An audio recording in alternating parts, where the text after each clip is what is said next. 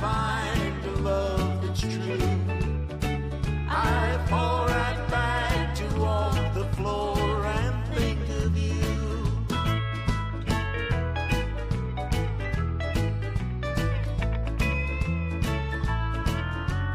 Once there was a time when I had everything, and once around my finger was a wedding ring. But like a fool I threw away the love we knew, and now alone I walk the floor and think of you. Walk the floor and think about the home we shared. The lonesome halls and empty walls are all that's there. So for now your memory will have to do. Each day and night I walk the floor and think of you.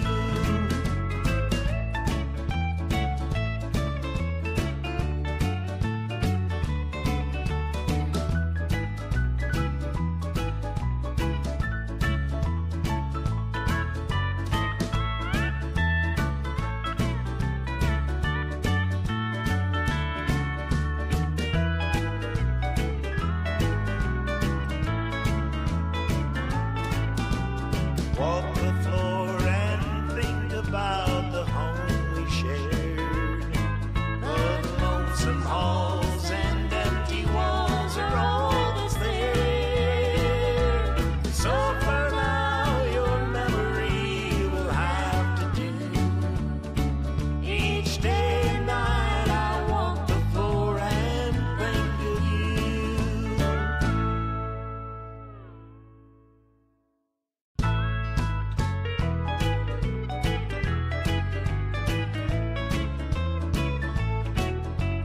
Every day I walk the floor and think of you, and every night I pray the Lord will see me through. Every time I think I find a love that's true, I fall right back to walk the floor and think of you.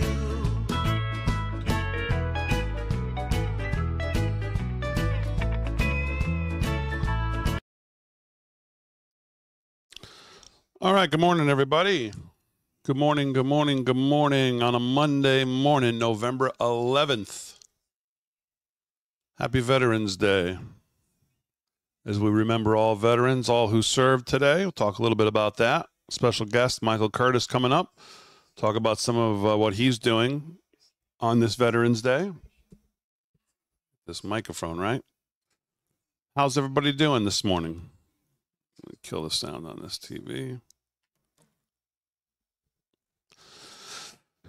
Good morning, Drag Blacker on YouTube, Les on YouTube, 417 Raiders on X, Woodrow on YouTube, Lynn on YouTube, Facebook. I'm still not seeing anyone's name on Facebook. I guess they're working on fixing that, but everybody has the same name right now. That's Facebook user. Good morning from the Adirondacks. Good morning live from Las Vegas. I see people on YouTube, on Facebook. Rebecca on YouTube, Barbara, Tiffany, good morning. Super Cymatic, good morning. Tennessee here, Facebook user, very good. Welcome on in, everybody. Welcome on in, welcome on in.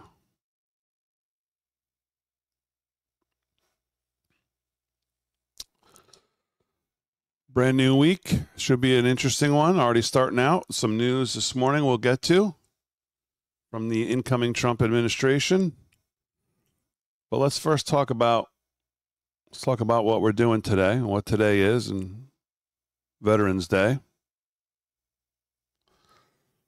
A day that we honor all who have served. Memorial Day, of course, being the day we honor all who have died.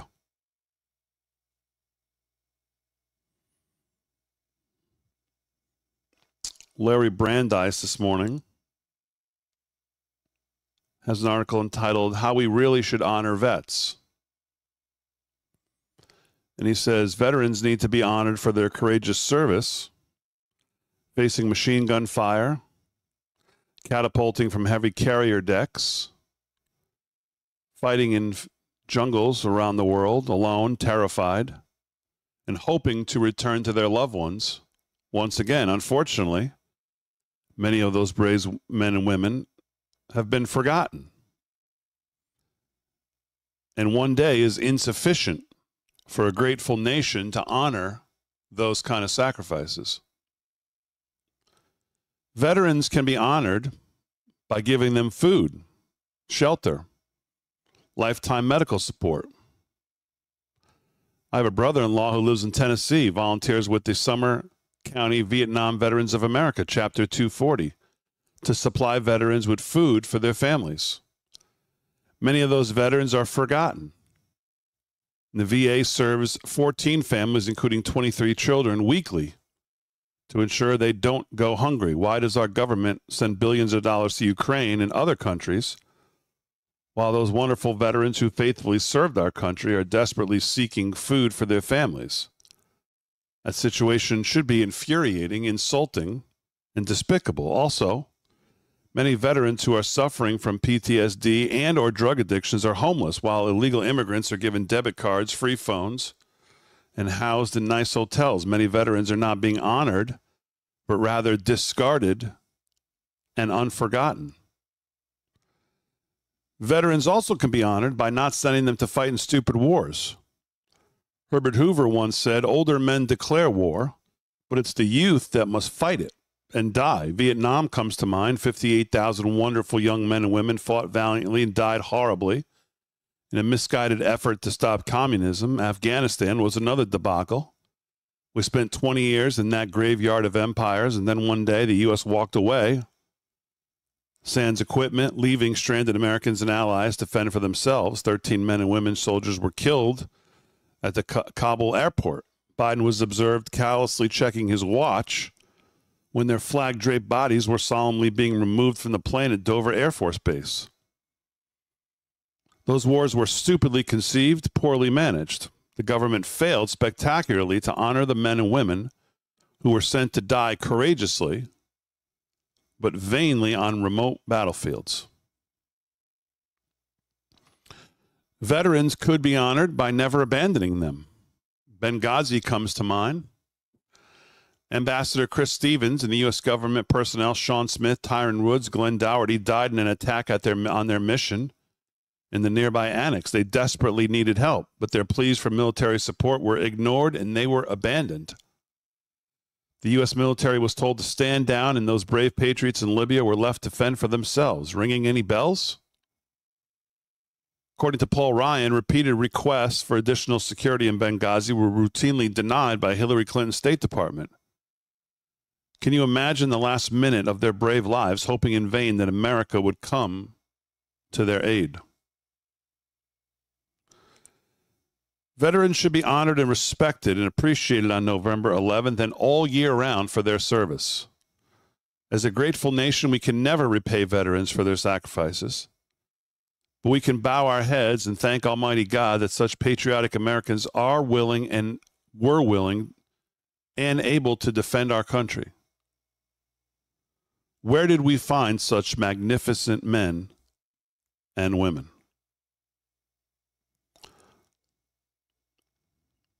So a little bit about Veterans Day today, as we remember all who served.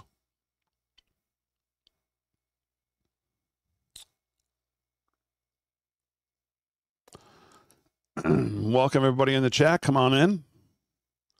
Welcome, welcome, welcome. Michael Curtis is going to join us here in a little bit. We'll talk about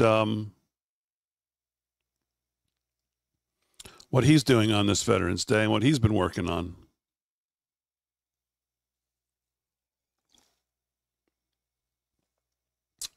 Rebecca on YouTube, are you guys on tonight? We are.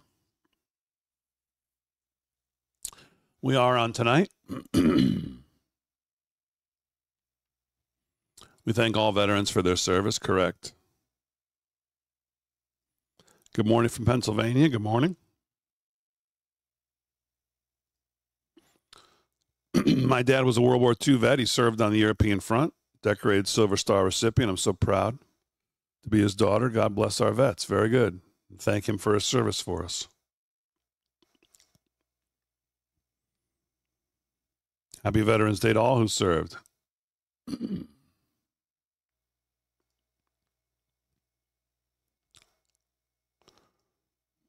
morning. Good morning. He did win on Friday. Yes, he did. Thank you for asking. Now they go to round 2 of the playoffs. It was supposed to be yesterday. And then there was some scheduling conflict with the other team or the gym or something. And we couldn't have the game yesterday. So now it's going to be sometime during the week. By the way, I want to wish my mom a belated happy birthday on air. Her birthday was Saturday.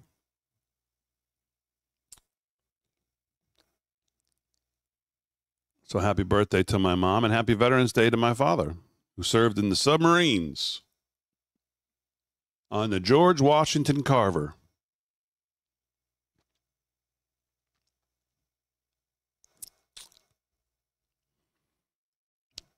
What do you think will happen with Rick Scott? Isn't it funny how Rick Scott has all of a sudden become the conservative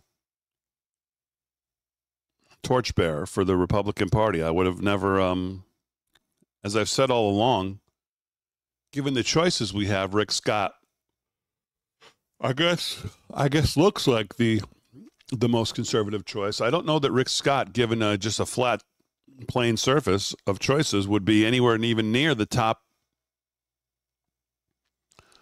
I don't know, at least top 5 or 10 if it was up to me to pick. But I guess given who we've got, I guess all of a sudden he's the he's become the lead choice. I'm not exactly sure what that means. I guess he could be okay.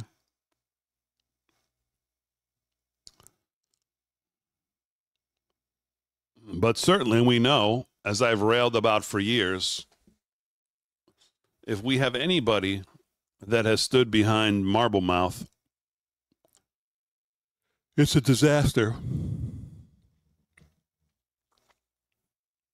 And that, of course, John Thune, Barrasso, Joni Ernst, all of them, disaster. So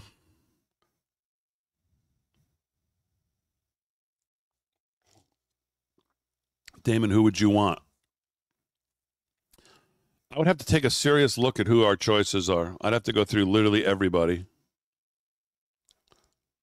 But I could tell you Barrasso, Thune, Ernst, I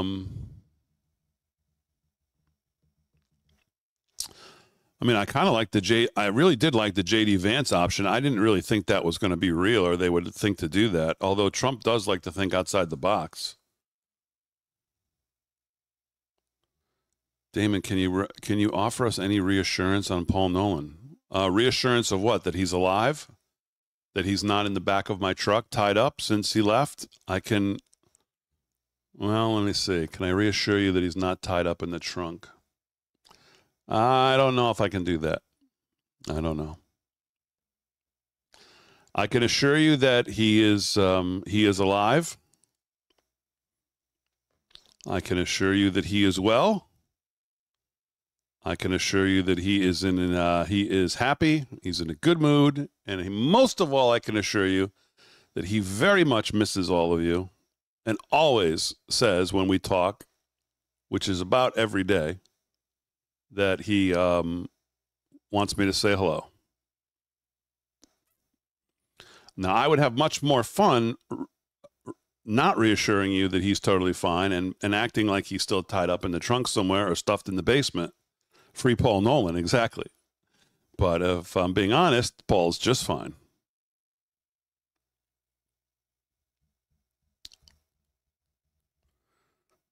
But I do enjoy your words of, can you give us reassurance, as if people actually believed maybe that I was holding him hostage. I don't know. So Please welcome our buddy Michael Curtis to the show. Good morning, sir. Good morning, Damon. How are you, buddy? I'm doing good. How are you? Man, I tell you, I'm stoked about this Veterans Day. I'm stoked about how the election turned out. I thank God blessed us with another chance to do something right. I hope we do it. Yeah, I hear you. I think a lot of people are with you on that. And I was just talking about a little bit about Veterans Day and honoring veterans, all who served. Of course, obviously Memorial Day, all who died, but obviously Veterans Day, all who served. So give us a little background before we get into the video and the song and the article. Give us a little, for the audience who may not know, give us a little background of Wade Jennings, who he is, and how you got hooked up with him originally. Well, you guys know I've been friends with Randy Travis for a long time, and we were doing a tribute to him last November, actually, in Grand Prairie, Texas, where I'd taken Garrett out. And we'd met Wade and just really had a unique connection. And, you know. And Wade Jennings, the last name is going to sound familiar to a lot of people, especially country music fans, is who now? Waylon Jennings' grandson, yes. It's his oldest son, actually.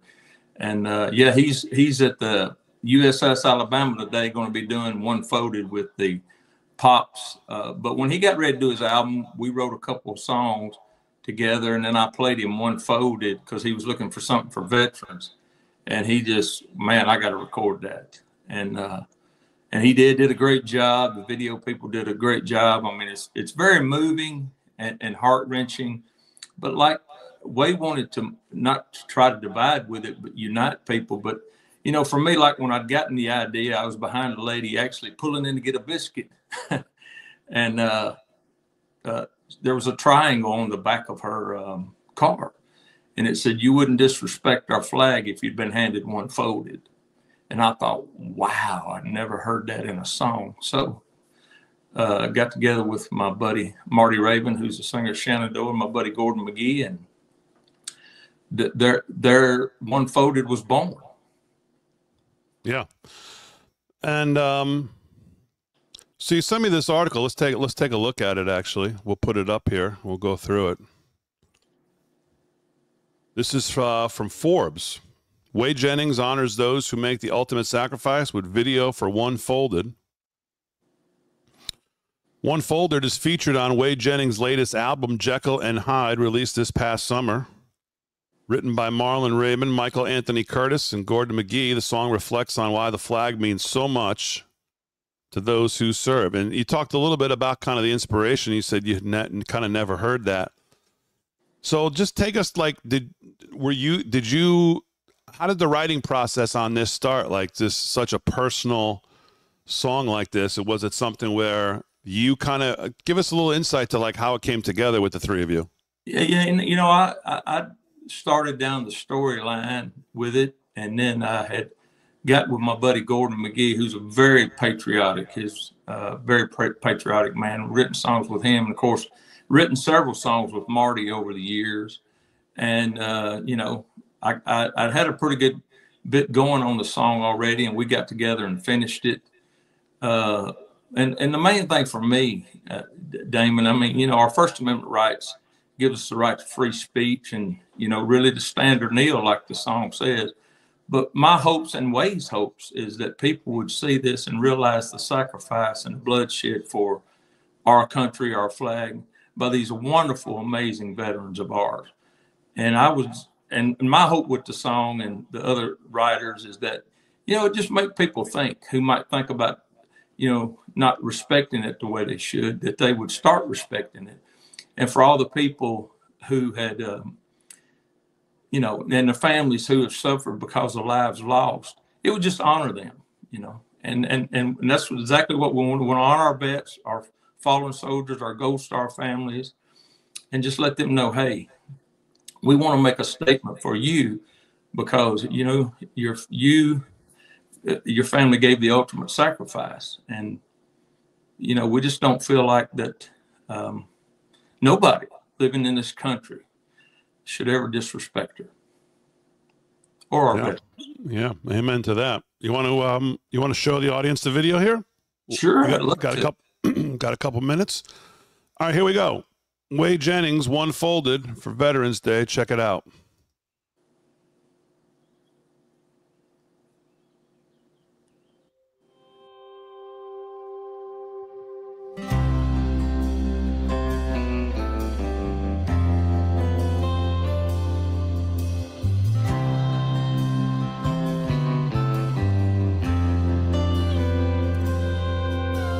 Man, I thought we were through with this. Then I watched the evening news. There were folks that still wouldn't stand for the old red, white, and blue. At first it made me fight and mad, how they think that that's okay. Then I thought they just don't understand, and given a chance I'd say, have you ever been there when taps was played, or for a 21 gun salute? Had to hear the words you never want to hear. Have you ever had to face that truth?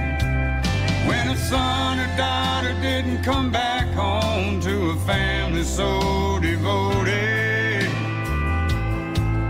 then you might not disrespect our flag. If you'd ever been handed one folded.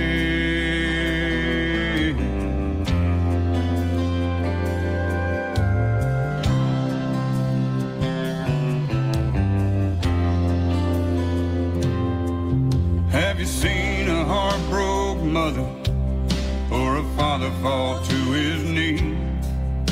Been there when a family got the news that your freedom wasn't free? Have you seen a flag-draped coffin? If you did, how'd it make you feel to know a soldier died to give you the right to stand or kneel? Most of us are immigrants, proud to call America home. And I'll stand for the red, white, and blue, even if I gotta stand alone. 'Cause I've been there when taps was played for a 21 gun salute. I had to hear the words I didn't want to hear. Yeah, I had to face that truth. When a son and daughter didn't come back home to a family so devoted, you never disrespect our flag. If you'd ever been handed one folded, you never disrespect our flag. If you'd ever been handed one folded.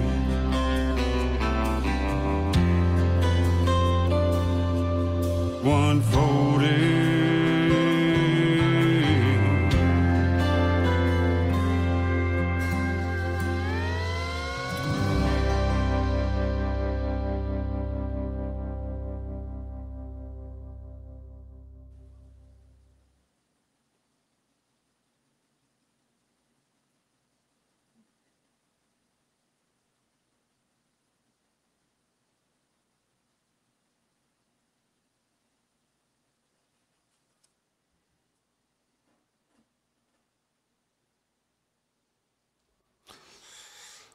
Wow. Still gets to me too, Damon. Man, unbelievable. Just people in the chat, obviously ranging emotions from crying to beautiful to... what was the video process like there? I didn't get to go be a part of that. I really wanted to, but I was actually, I think I might have even been in Texas at the time he shot it. But, you know, he was telling me just how emotional and powerful that it was. And he felt like the video said everything that the song is. And I would agree. I mean, I know it's hard for some people to watch that, but to get the message across to the people who would disrespect our veterans and our flag, I think Wade and his team did a great job. And, yeah. So what's Wade Jennings? I mean, obviously, man, just that unmistakable sound, but yeah, it's still obviously still his own kind of sound. But It's hard to mistake that Jennings sound in there. What's he doing? Well, like I said, he's touring. He's got his new album out, which includes One Folded, and another song he and I wrote on there. But he's touring, and like I said, he's at the US Alabama tonight, doing One Folded live. And man, people need to go check him out. He's the real deal. I mean, like you said, he's got that undeniable Jennings sound, but Way is like, he'd been through a lot in his life. I mean, he'd overcome drug addiction and everything like that, but he loves this country. He loves our veterans, and he's a good man. Well, I'll tell you what, I mean, we start doing some Friday nights live at the America's First Warehouse. They got a huge stage up there, great audio. I was going to talk about that. Maybe one of these, maybe we open up with Michael Curtis and Wade Jennings. We put something together. You guys come on up. Yeah, bring Garrett Miles with me.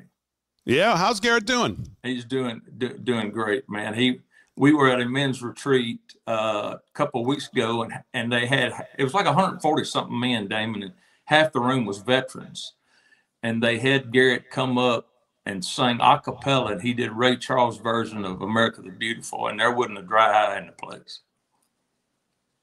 Yeah, we had the pleasure of meeting Garrett when we came down there, and at that time you were just going to take what was the new song you guys had just put a rap on? You were going to take it out to, I think, Texas radio, and how'd all that go? It was Texas to the Moon and back. A lot of people were very receptive to it, and the big launch comes this next year. We're going to start it off at Country Radio Seminar there in Nashville. That's where all the labels and the radio stations kind of come together, and but we were well received in Texas, so that let us know, hey, we need to do something bigger with him. And the fact he sings in Spanish too, a lot of those Texas people love him. That's great. Well, thanks for jumping on, bud. I know you're kind of limited in your time today, so I don't want to tie you up, but I appreciate you coming on, talking a little bit about this, and we'll have you on tonight too. We'll do it all again to the Live from Studio 6B audience. We'll play the video, and you can talk a little bit about this. I think the audience tonight would love it. Well, I thank your dad for his service. And remind me again, what's your mom's what's your mom's name? Marguerite. Marguerite, right? Margie, yeah. Happy birthday to you. There you go. Happy birthday to you. Happy birthday, Marguerite. Happy birthday to you. There you go. Thank you, brother. God bless you, Damon. I appreciate it. We'll see you tonight. All right, man. Bye-bye. All right. The great Michael Curtis. Great stuff. Man, that's a heck of a song right there, huh? That's a heck of a song on a Veterans Day right there. Well, we've played a bunch of Michael's stuff. I mean, obviously, unbelievable songwriter, performer, human. So, a couple other things just in the news wanted to just touch on. Trump has confirmed Elise Stefanik will be taking Nikki Haley's old job, since Trump said he won't have anything to do with her this time around, in a nice way. He's going to send Elise Stefanik over to the UN. And I think that's a job she's well suited for. If you've watched Elise Stefanik this year in some of these hearings, when it came to anti-Semitism on college campuses and some of these college presidents that were there in front of her, she's been real tough. Real tough. So I think Elise Stefanik, and by the way, she has acknowledged that she's accepted the offer to be his enforcer at the United Nations ambassador. She's 40 years old. Helped force out 2 Ivy League presidents with her sharp questioning on campus anti-Semitism. Will lead Trump's America First pro-Israel message in Turtle Bay. Trump said, I'm honored to nominate Chairman Elise Stefanik to serve in my cabinet as U.S. Ambassador to the United Nations. Elise is incredibly strong, tough, and smart. America first fighter, Trump said in a statement to the New York Post on Sunday night. And I think that's, there's some places where I wouldn't be too fond of seeing her when it comes to policy, given where she's been. But boy, I think that's a great pick for that job. Thank you, everybody, for the birthday wishes to Mom. I'll let her know. I'm sure she's watching, maybe watching, or will watch later. But, yeah, I think Stefanik is a good choice.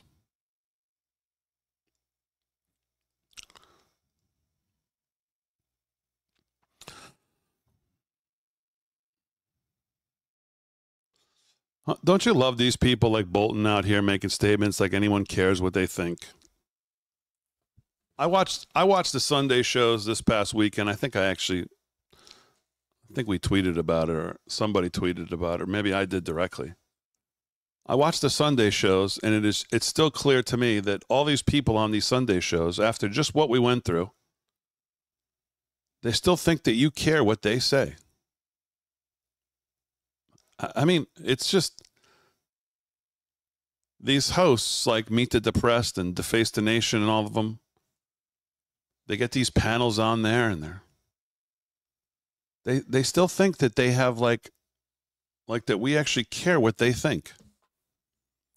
Like they don't realize like Elon's like playing 4D chess. They're playing like basic first grade checkers. Like you're not the news anymore. People don't care what you think. That just was proven. And it stems down to people like John Bolton. I would advise. Who cares what you would advise? I would implore. The next office holder to do everything he or she can to put factual information in front of the president and clearly lay out options as how the country can proceed. John, nobody cares what you think. Like it just nobody cares.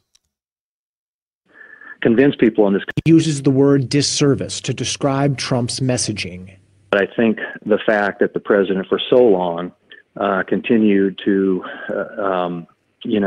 try and convince people in this country that the election was stolen from him was a disservice to people, and it got people to believe something that wasn't true.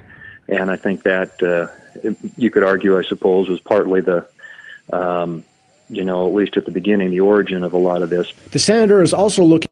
Oh, there's one of the leaders to become Senate leader there. Oh, yeah, he's great. He's wonderful. John Thune. Let's just forget everything. Let's put him up there. No, he's not McConnell light at all. No. Like I've been saying. Guy would be an absolute, utter disaster. The fact that he's even in the top 3. I love the fact that people are going out and doing their but homework. It's certainly not helpful, and it's not presidential. President needs to stay focused. We've got an agenda. Have you reached out to the White House to express that? I haven't reached out specifically with this latest tweet, but I think the White House is fully aware of what many of us think in terms of the use of social media, and I think the president, I'd like to see him confined to talking about the issues that the American people care about in his agenda, which is jobs and the economy and tax reform and infrastructure and health care reform. We just heard from the White House. Really interesting, because social media pretty much just elected him 47th president of the United States. Every demographic elected him. Elon Musk elected him. Oh, we're worried about his social media. This is the guy we want to put in charge of the Senate. Really? This is the guy who supposedly is the leading vote getter right now in the first leaked secretive ballot. Whipping of ballots, where we stand, where's everybody at right now kind of vote. This guy's in the lead. What does that tell you about the makeup of the Republicans in the Senate? The disaster and the oozing of lameness from Mitch McConnell on to all these people will never leave us unless we make wholesale changes quickly. get rid of all these guys.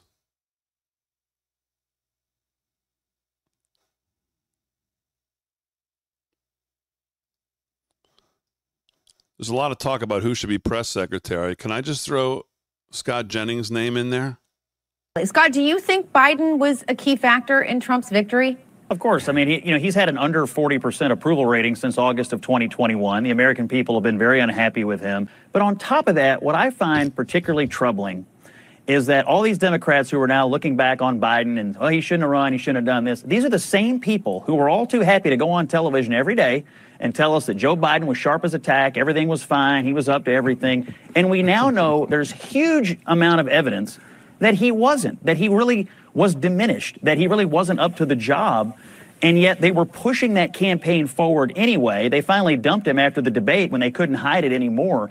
To me, the reckoning here is, when did everybody know Joe Biden was diminished? Why did they lie for so long? And are we going to get a full accounting of that? So I don't think Democrats have anyone to blame here but themselves. Joe Biden's going to go down in history as a pretty terrible president, I believe. And on top of that, if you're a Democrat, you think about how he ran his campaign the first time. I'm running to restore the soul of the nation, to rid us of Trump and Trumpism. Today, Donald Trump is stronger than he's ever been, more popular, and his agenda is ascendant in our politics. It is a complete and total political failure. I mean, Van, that last part of what Scott just said is true. I mean, Trump did win and is more ascendant than he's ever been, even despite January 6th, despite all the stuff. Did you think I didn't hear it when Scott was saying it? Like, you just wanted this? Yes. What do you want me to do? Can I leave? Republicans are kind of thankful for Biden and previously Barack Obama. I mean, it was Obama's presidency that gave us Trump the first time, and it's Joe Biden's presidency that made Donald Trump stronger than ever. So we just want to say thank you to Obama and to Biden. We just want to say thank you guys. You guys have delivered us, and we're going to have American patriotism and economic optimism again, and it goes right back to Obama and Biden. So thank you guys. What do you want me to do? Yeah, he is. I've said this multiple times. He deserves some kind of award or something for putting up with what he's put up with on a nightly basis through this whole election cycle. To be the only sane person on that panel having to deal with that nonsense each and every day and each and every night. Van Jones and that, I mean, Van Jones actually looks, Van Jones out of all of them is probably the most centrist of them. I don't know what that's saying. That's saying a lot, actually.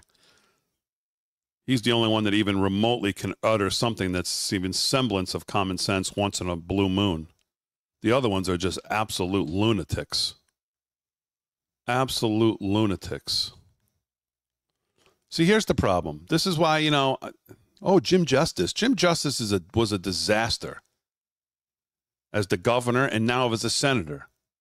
Jim Justice allegedly voting for Rhino Thune for Senate Majority Leader.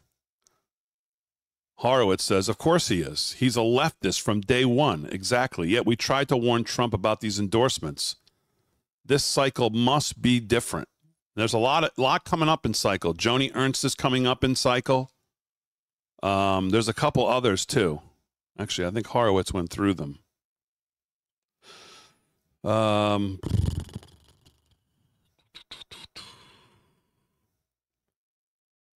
This is a good point. Looking ahead, one of the things the Trump administration is going to have to figure out how to deal with, because the Democrats are going to be licking their chops and just say, well, now it's all yours. You own it.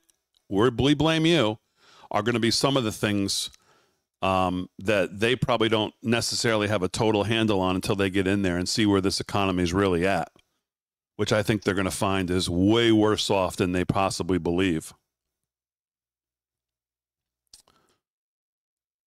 And if this is true, where the Fed may not be able to cut rates lower than 4%, Trump is on a collision course with his with the Fed chairman. He is on a collision course with the Fed chairman, with inflation spiking again, all of which he's going to take the blame for, even though in reality he'll have very little to do with. But when you own it, you own it. When you're in, it's yours. And this will be one of the things that people are absolutely going to hammer. Even if it's, he could be in there for 1 hour and they'll say, whoa, look at this. Trump's to blame.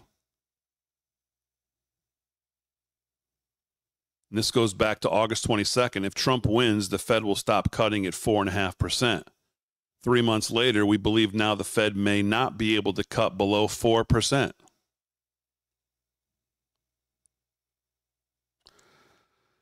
Economists raised core PCE inflation from 2.2 in 2025 to around 2.5% and by half a point to 2.5 in 2026 as Trump tariffs kick in. See, this is going to be the issue. The issue is going to be that I believe they're going to come in and find out that inflation could be stickier than possible. The Fed may not be able to cut as much as they think. He's absolutely going to want rates cut to probably near zero like he did last time. I mean, he was pushing the Fed to cut rates when we were effectively on zero. So he's going to have a lot of that kind of like you own it now stuff to deal with.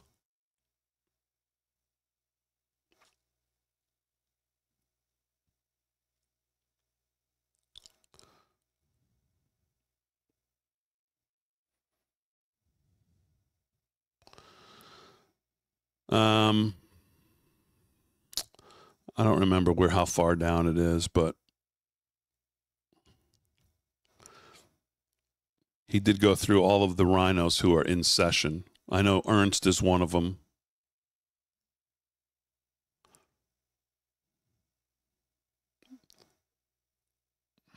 Is this guy Roger Wicker one of them? I had his primary opponent on my show multiple times. Sadly, everybody slept and failed to convince Trump to stop endorsing him. He's now there for another 6 years, will be Armed Service Committee chair. Let's resolve to begin the 2026 primaries today. Yeah, well, he's right. And this is what we always complain about. Unfortunately, people get into Trump's ear about these rhinos in the Senate. And I don't know if he just doesn't think it's that important or if he actually believes that they're the most conservative, or if it's just that he's friendly with these people and he keeps backing these losers. And we keep losing these primaries with real conservative, young conservative, maybe somebody that no one's ever heard of, candidates. And we end up with Jim Justice and Roger Wicker and Joni Ernst and all of these people. So Wicker, obviously, he just got elected, so there's nothing we can do with him. Exactly what I just said, by the way. Stefanik is a great example of channeling some of the rhinos close to Trump to positions that would benefit us all. I wouldn't want her anywhere near a fiscal or social issue, but she is good for the UN. That's exactly right. That is exactly right. That's a great position to put her in because she's a fighter. She'll go out there and fight. We've seen her in these hearings. But, man, her voting record as far as what we would want has been abysmal, which I think is why she's an F or a C- Liberty score. Yeah, Joni Ernst is in cycle in 2026. She's voting for Cornyn right now. Cornyn, John Cornyn, who greased the skids more for Obama than maybe anybody else.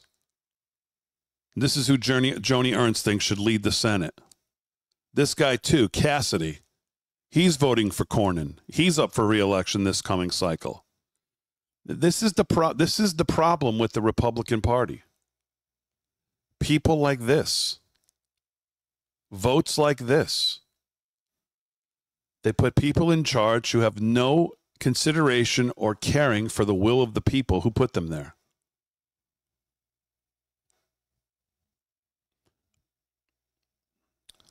And I mean, what's the one thing that I have complained about Trump forever is personnel. And people get on me.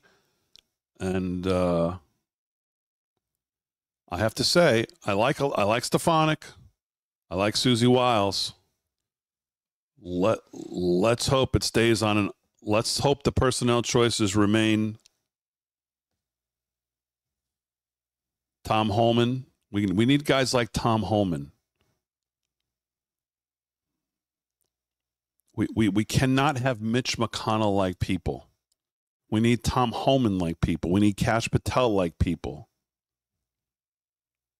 We need Brett Tolman-like people, Mike Davis-like people.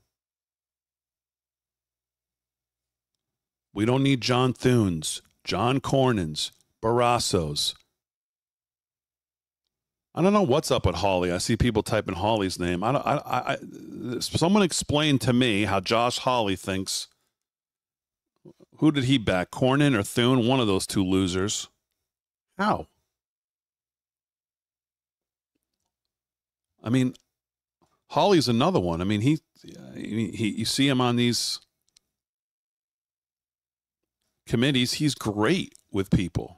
He seems like a pretty tough America First, wants to get to the bottom of everything guy. How could he think that one of those two, business as more than usual lamos, should be in charge of leading the Senate after coming out of all these years of Mitch McConnell? That's the problem. McConnell has just reeked of just rhinoism into everybody that's around him. He's infected so many people. So many people see what Mitch did and think that's just the status quo for what the Senate leadership should be. That's really the problem.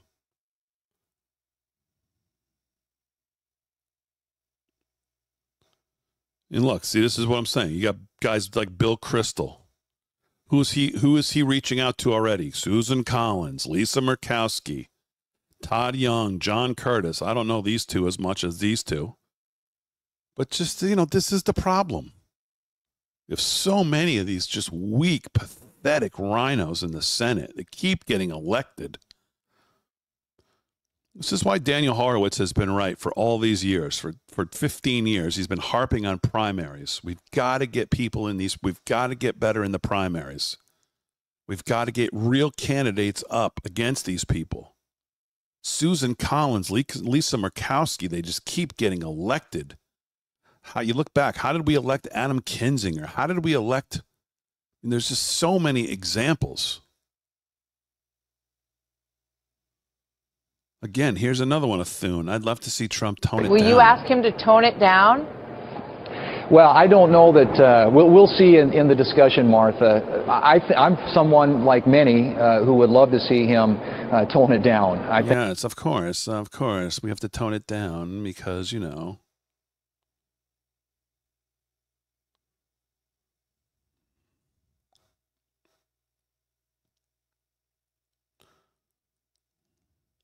just so lame, these people. Scott, let me ask you before we go ever so briefly to summarize Capitol Hill response so far as you've been able to gather it to the civil verdict in Manhattan today against former President Trump. Two reactions worth noting from Senate Republican leadership.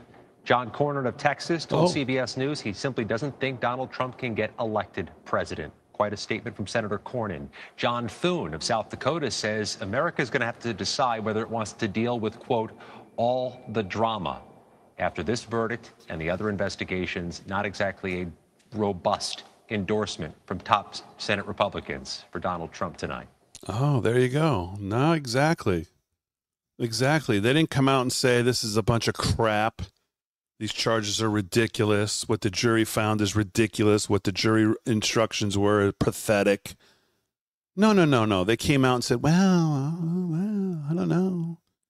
Trump, It was just like the Access Hollywood tapes. Cornyn, same thing. Thune, same thing. Again,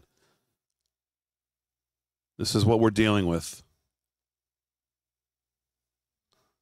Oh, he can't get elected. Really?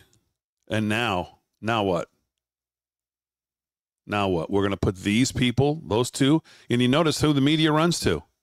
Oh, you got 50 senators there. Who did Mr. Capitol Hill over here come up with? Oh, what do you know? Those two. How do you figure that?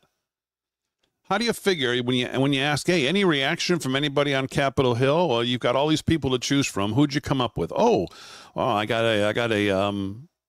I got something from Cornyn and something from Thune. Oh, geez, what a surprise. CBS ran to the buddies, basically.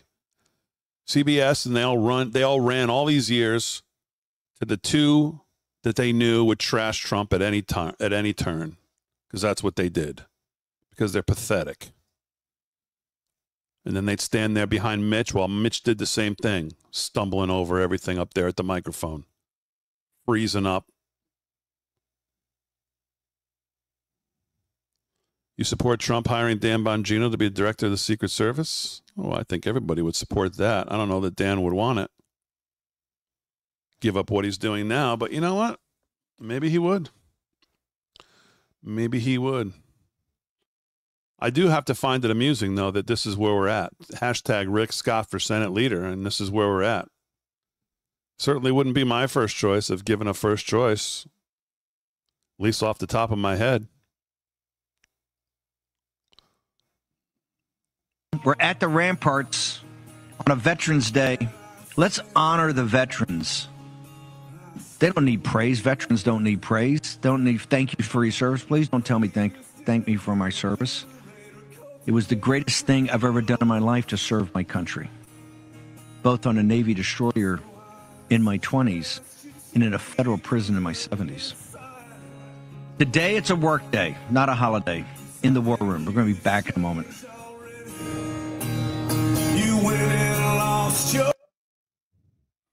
Why can't we just get everybody in the Senate leadership to have the backbone of Steve Bannon? We'd never lose. We'd win on everything. Like this guy.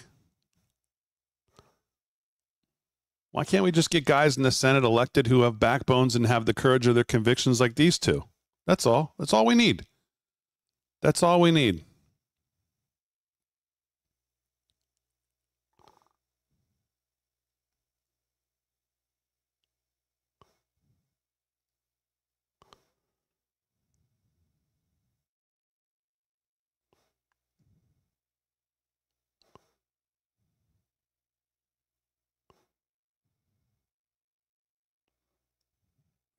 John Cornyn. John Cornyn makes Thune look actually like a better choice, believe it or not.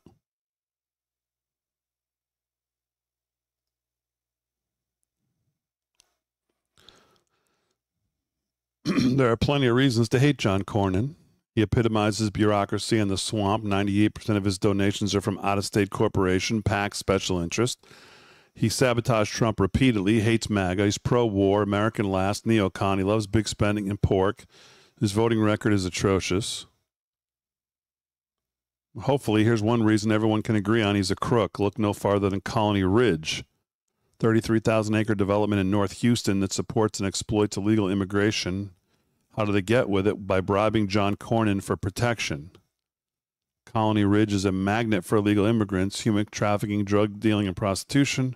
Broadly speaking, is a no-go zone for law enforcement. He's also a predatory lending scheme. They offer 100% financing to people with no credit or documentation, 12% interest for substandard lots near flood zones and houses without water, electricity, and sewer. After a buyer makes necessary improvements and then invariably falls behind on payments, they foreclose and then repeat the process. Well, I don't know. This sounds like maybe a little bit of a stretch. I don't like the guy either, but I don't know. These kind of long arm trying to tie him too.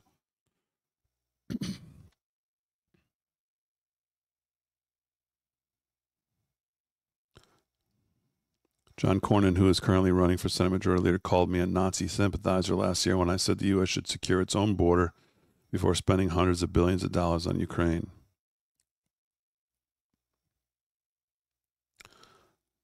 Yeah, I think it's pretty hard for anyone to argue that Cornyn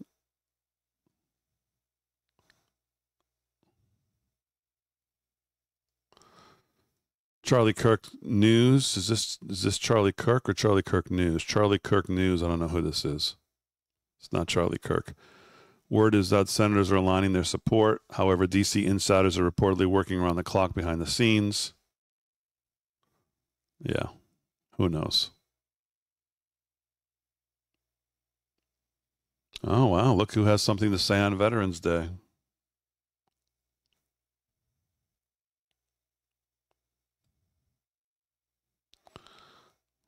Well, miracles never cease. Well, I understand the president's frustration about the border and about immigration, Melissa. There's no question that it is a broken system that needs to be repaired. However, I do think that the best way to do that is in the context of a probably non-shutdown situation. We fully intend here in the Senate, at least, to complete. Always more afraid of the shutdown. Always more afraid of the shutdown. They are, all of them. This is McConnell.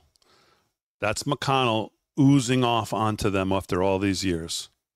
They all fall in line. Complete our work to get these appropriation bills that we have to pass every year before the end of the fiscal year, which is September 30th, done and hopefully on the president's desk to eliminate the specter of any kind of a government shutdown. I think the president, as he typically does, it's probably a negotiating tactic, but in the end, I think it's important that we keep the government up and functioning and address the immigration issue. You see how he even downplays Trump's, well, like he always does, it's in negotiating content. You know, the guy's not really real. Terrible, terrible choices. What does it say that we're even putting these guys up? What does it say about the rest of the guys in the Senate that they even allow these two to be on the ballot?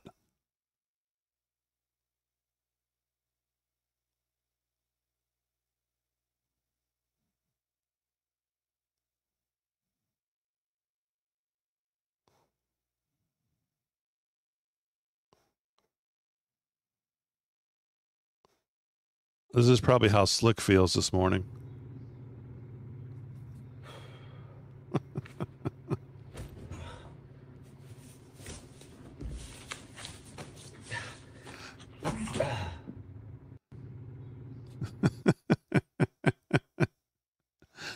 Oh, poor Slick and his Cowboys. I've been telling them, get rid of the fat coach because you're not going anywhere with him. You're not going anywhere with him.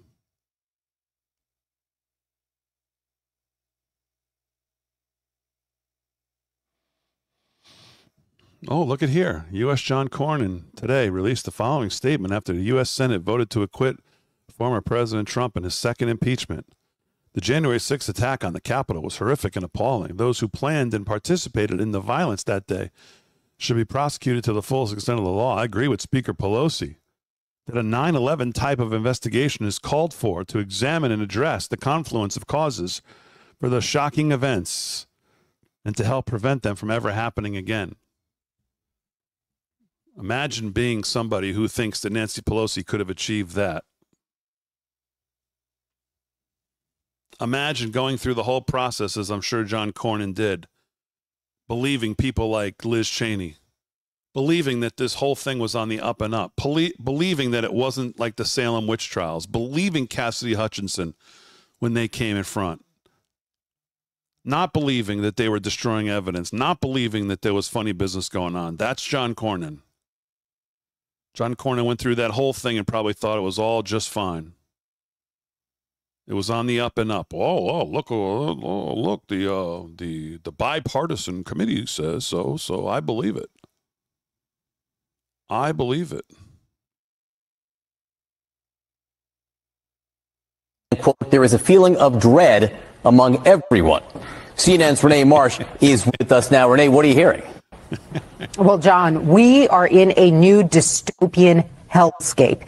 That is from a federal employee via text message last night, and that is the mindset of many of the 2 million federal workers anticipating Donald Trump's return to office. Now, to be clear, what Donald Trump is promising for federal workers is unlike anything we have seen in our lifetime. He's proposing reverting to a structure of government that existed 141 years ago, when political parties gave government jobs to their supporters. And that's what has federal workers, who I'm speaking to, so anxious and so scared about Trump's plan known as Schedule F.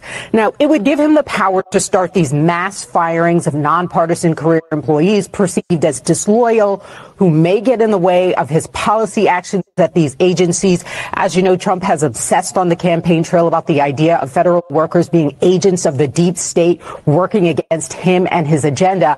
Now, some of the employees who lived through the first Trump administration say they are experiencing PTSD. One saying, quote, "We are absolutely having conversations amongst ourselves about whether we can stomach a round two." That's what one government employee told me. But it's not just the mass firings. We expect to see a second Trump presidency will also mean mass transfers of senior executives, relocation of agency offices, something we saw the first time around. Great. Actually, that's great. Imagine thinking that, working in this bloated behemoth, and that's what you're concerned about. We just went through 4 years, and you're concerned about what could be with the Trump administration. After what we've seen out of this government for 4 years.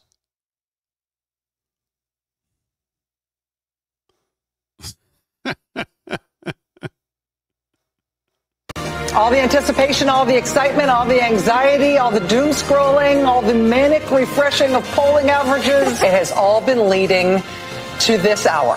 And we know you have every choice in the world for where to spend tonight, so we're really grateful that you're spending it with us, and we hope you'll be with us through the duration. Ooh, so excited. How's everybody doing? First time voting? Yes. How you feeling? Good. Are you guys doing okay, too? Yes, we're doing great. Kamala. I was going to ask who you're going to vote for, but I didn't need to. Kamala, because lives matter. First time voting. As you know, this is where the Harris campaign wants to drive up the numbers to sort of counteract that T in the middle of Pennsylvania, to counteract the rural votes that the Trump campaign is expected to get.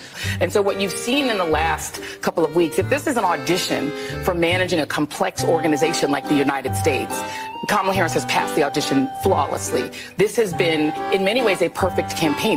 And what the campaign is talking about now is the granular get-out-the-vote effort that you just don't see on the other side. On the other side, you're seeing Charlie Kirk going on X Twitter this morning and begging people to vote. The last week has been a very good close for Kamala Harris, not a good close for Donald Trump. He hasn't been able to fill the rallies. He's addled. He has racist comedians opening. Whatever. It's been a trashy week for Donald Trump. It's been a very strong week for Kamala Harris. ASU, the campus that we're on right now. Oh, yes. ASU students, they've got it all straight. About 74,000. So a lot of people voting here. When it comes to a lot of the young women that we've been talking to, reproductive rights is huge. It's a big driver. It's a lot of the conversation that we're hearing. We've got about 10 now completed of those rural, heavily Trump counties. We're talking about places where he's going to get 70, 75, 80% of the vote. Sure. In all 10 that have now been completed, Trump's vote share relative to 2020 has gone up. I'm just going to give a couple of, like, everybody take a breath warnings here. We don't know what's going to happen in Georgia. It's like a baby blue state, I'm going to say, and that it has not been blue for a long time. It is a hard state for the Harris team. One of the things that was so striking about the public polling and the public data going into this election was that the public polling said this is the closest race that we've ever had. Yeah. Basically. I mean, that was the consensus view. And there was a real question about, well, maybe the public polling's wrong, and maybe it's going to miss a few points in one direction or another. We don't know at this point. It's very early in the evening. But I would say at 8:50, like, it's a very, very close race. I'd say that if you are just joining us right this second at 8:52:06, and I had to summarize what's going on, no surprises. Yeah, right. Pretty much that's what's happened thus far. In Georgia, it's too close to call. In Pennsylvania, it's too close to call. In Wisconsin, it's too close to call. In Michigan, sing it with me now. It's too close to call. Let's be blunt. I think when you watched what Donald Trump did in 2020, what Democrats were fantasizing about was a landslide victory. And so some of what was wanted and desired was a sweep that really wasn't on the table. We live in an evenly divided country, and it creates anxiety, but it also requires patience. It is fairly shocking. And I don't think it's something that should make us super proud. You just think about just the last 2 weeks and the things that Donald Trump has said. If all of that gets you half of the votes, 48, 49%. What does it tell you? I mean, we need to really take a step back and think about what does that say about you us? Americans. I mean, blue wall, baby, that was always going to be a blue wall night. Some of the fantasies, right, of a landslide victory that would erase any doubt, that would eradicate, you know, the threats. I think it's going to be Nicole's got it nailed. A late night. The polls have accurately captured this dead heat. Ari, since you were last with us, Landslide. I've got nothing to report. Well, the crowd here is still large, is still loud, but a little bit more subdued. And the word that I keep hearing is the idea that people here are nauseously optimistic, not just cautiously optimistic, Think things are going to start to nauseously get optimistic.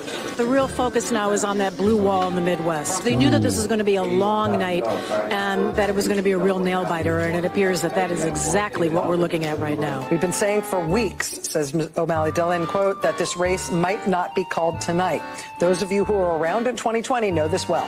What we do know is this race is not going to come into focus until the early morning hours. Part of the objective of this email is to say to the people on the team, hang in there, guys. Like, it's not over. We're still getting votes in. We still need to keep talking to people, keep people in lines, tell your grandma it's going to be okay. We now have an NBC News call in the first one, Joy. North Carolina called for Donald Trump. Yep, and so it was, you know. We now have all the vote in Luzerne County. Donald Trump is going to win this by a little bit more than 21 points. 4 years ago, it was 14. We also saw him make those gains in Lackawanna County right next door earlier tonight. Democrats wanted more of a Trump drop-off here. They don't get it in Lebanon County tonight. In 2020, Joe Biden won here by essentially 27 points. Sits at about 24.5. In Chester County, more significant drop-off for Harris from Biden. Next door in Montgomery County, Harris is now running a point behind where Joe Biden finished in this county. Biden won this by 4.5 points in 2020. Let's cut back Trump to somebody else, please. Taken the lead in Bucks County. NBC News now projects that in the battleground state of Georgia in the presidential race, Donald Trump has prevailed.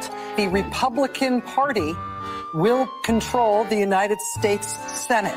This is live from Howard University in Washington, D.C. We still have votes to count. Come on, Cedric, tell us. We still have states that have not been called yet. Yeah. We will continue overnight to fight to make sure that every vote is counted. Everyone. Thank you all. A short and to-the-point statement from Cedric Richmond, the Harris campaign co-chair. You now see them turn as one to start to leave the grounds. The evening was getting increasingly somber as people realized what this map is looking like. They turned off the TV set and just piped up the music. Good idea. Because the room was starting to get increasingly somber. You know, we always knew it was going to be down to the blue wall, and the blue wall is still uncalled at this point. Yeah. But it sounds like the Harris campaign is sort of keeping things tight in terms of whether or not they're going to string people along into thinking this is going to happen. What they went to that venue tonight hoping to see and witness was a historic election of Kamala Harris to the presidency. Was the end of the Trump era as they knew it. Well, they saw something historic. We don't know the outcome yet, but that is not what they are receiving, and they are being told to go home and wait till tomorrow. No, it's not clear still. And nothing that was true yesterday about how flawlessly this campaign was run is not true now.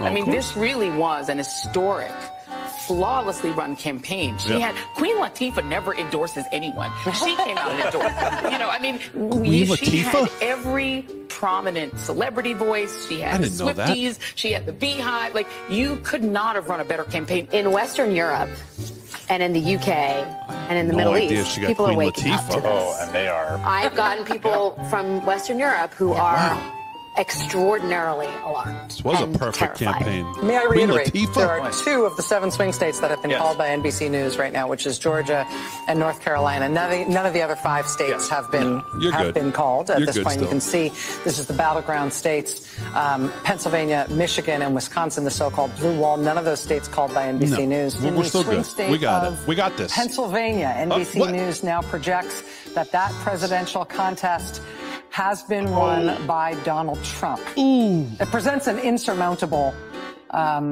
future here for Kamala Harris and for the Democratic ticket. Let's watch as Trump takes the stage in Palm Beach, Florida.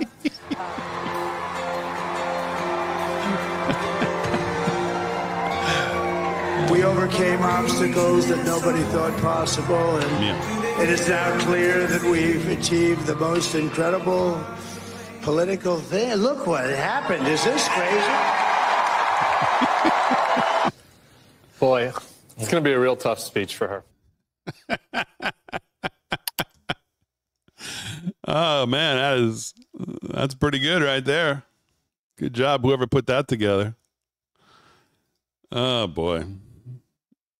And they haven't been called yet. We're still in good shape. Queen Latifah, never endorses anyone. Oh, wow. Boy, if I had known that. Good thing I didn't know that while we were sitting on stage at the America's First Warehouse. The Queen Latifah had actually jumped in because, I don't know. Boy, I would have had to rethink everything I was feeling that night. Queen Latifah, wow. Can't believe it. Oh, boy. All right, everybody. I saw somebody ask where we are in the house. Let's just go over. Do-do-do-do.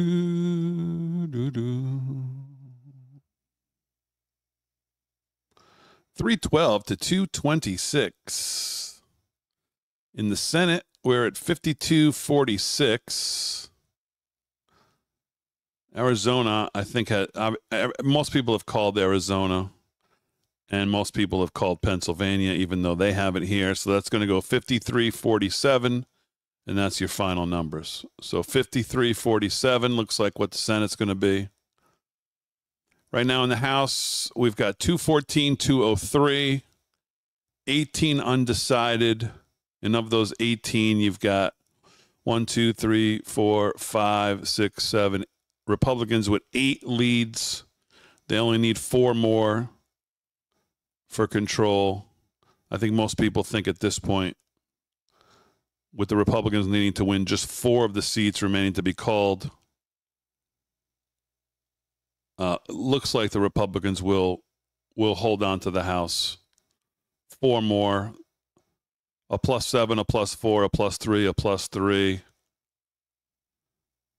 California, all California, 1 in Alaska. I don't know. I mean, can anyone explain why these votes? How could you on November 11th have only 61% in California's 13th? I mean, this is just seems crazy. I mean, if you look at where these are from, California, California, California, California. California, California, California, California, California, California. I mean, 90% of the races outstanding are, you got 1 in Alaska, 1 in Colorado, 1 in Arizona, 1 in Iowa, 1 in Maine, 1 in Ohio, 1 in Oregon, 1 in Louisiana, which the guy's +13 with 95% in. Why hasn't that been called? Like, it's just, some of it is just bonkers how we do this and how long it takes. Bonkers. But if I was a betting man right now, and I don't even know, most people probably have more updated numbers than the Times has of 214 to 203. I'll bet some places have called some of these races, but it looks like the Republicans are going to hold the House. Which again, that means they go in with all 3. And I'll cover this tonight. I won't cover it now, but this is it. And this is your chance. 2 years. 2 years with an overriding mandate, overwhelming mandate from the American people for change. Conservatives demand real action on key issues. No more talk. And that's exactly right. No more talk. The time for talking is over.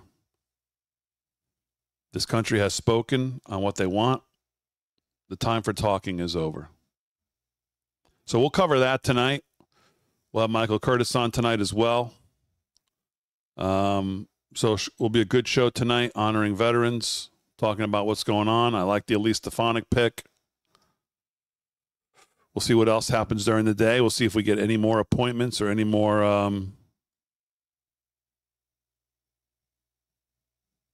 well, speaking of, looks like we've made it official. Not that this is a surprise to anybody. I'm pleased to announce that former ICE Director, stalwart on border control Tom Homan, will be joining the Trump administration in charge of our nation's borders, the border czar, including but not limited to the southern border, the northern border, all maritime and aviation security. I've known Tom for a long time, and there's nobody better at policing and controlling our borders. Likewise, Tom Homan will be in charge of all deportation of illegal aliens back to their country of origin. Congratulations to Tom. I have no doubt he will do a fantastic and long-awaited for job. Cue the meltdowns in 3, 2, 1, go. We already have one. Marianne Williamson. This one is heartbreaking. Videos of Homan speaking in the rudest, most disrespectful way to members of Congress, and you can only imagine how he is with those who are vulnerable and have no power at all. And I'm sure they will become a flooding.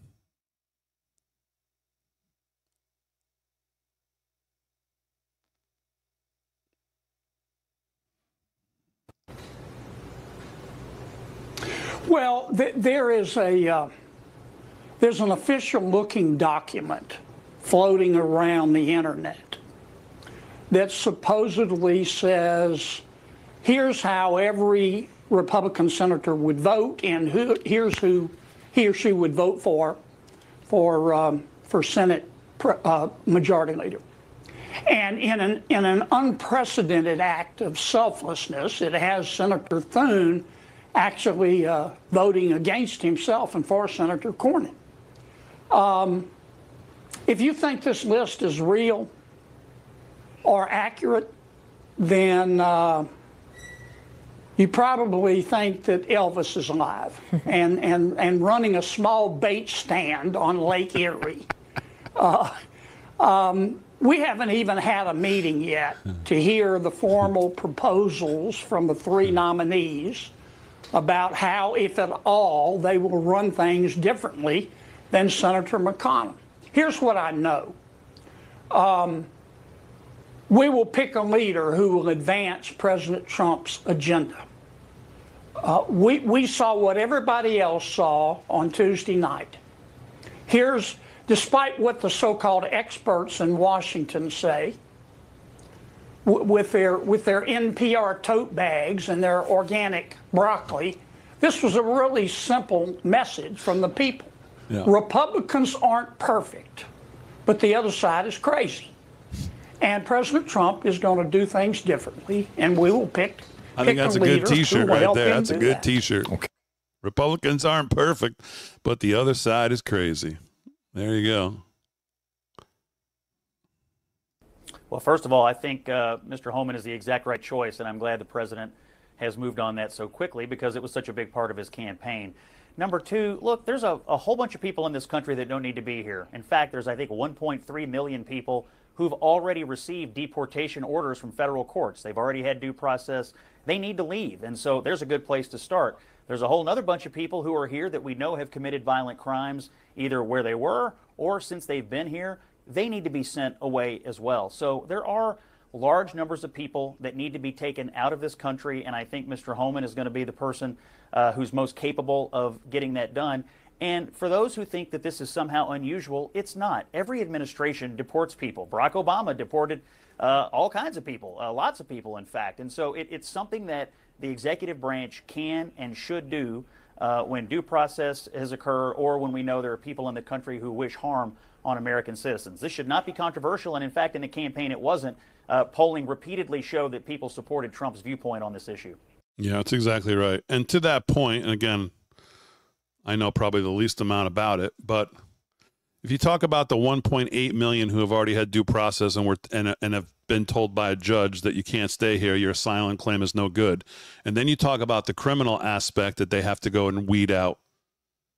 I mean, I would figure in reality that's probably to do that, whatever that number is, that's probably the majority of Trump's term to do it. I don't know how you could do it any quicker than at least a couple years.